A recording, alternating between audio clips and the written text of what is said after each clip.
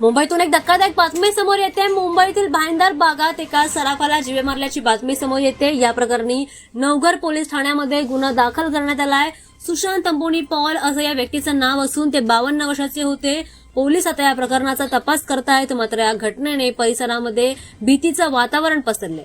भाईंदर पूर्व येथील SV road परिसरात पॉल यांचं सोन्याचं दुकान आहे। पॉल यांचा काही काळापासून कौटुंबिक वाद असल्याने ते मागील काही दिवसांपासून दुकानात एकटेच राहत होते। दरम्यान काल सकाळी त्यांनी दुकान उघडलं नसल्याने कामगारांनी आणि कुटुंबियांनी त्यांच्याशी संपर्क साधण्याचा प्रयत्न केला, मात्र प्रतिसाद न मिळाल्याने बाकीच्यांना शंका आली।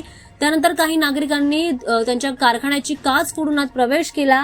दरम्यान त्यांना असं काही दिसलं ज्याने सर्वच जण हादरून गेले। त्यांच्या डोक्यावर जखमा झाल्याचे निदर्शनास आलं। यामध्ये क्षणाचाही विलंब न करता पोलिसांना तात्काळ याची माहिती देण्यात आली। पोलिसांनी घटनास्थळी दाखल घेत त्याचा तपास देखील सुरू केला। या संदर्भात आता गुन्हा दाखल होऊन तपास सुरू असल्याची माहिती पोलिसांकडून मिळते।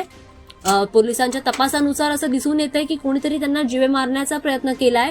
या संदर्भात आता गुन्हा दाखल करून तपास सुरू असल्याची माहिती पोलीस उपायुक्तांनी दिली आहे। दरम्यान हा प्रकार का घडला, यामागचं नेमकं कारण काय, तसेच यात नेमका कोणाचा हात आहे याचंही कारण अजून स्पष्ट झालं नाहीये। त्यामुळे पोलीस त्या प्रकरणाचा कसून तपास करत आहेत।